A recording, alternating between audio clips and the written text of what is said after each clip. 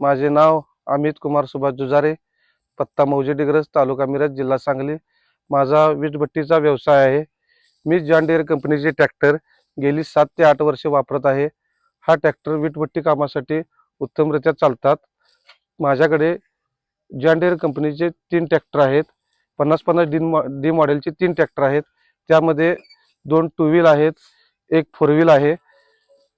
Four wheel ट्रॅक्टरचा वापर आम्ही चिखल कालवण्यासाठी करतो.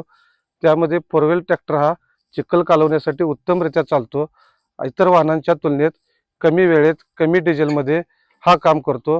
ह्या कंपनीच्या ट्रॅक्टरांचा मेंटेनन्स खूप कमी आहे.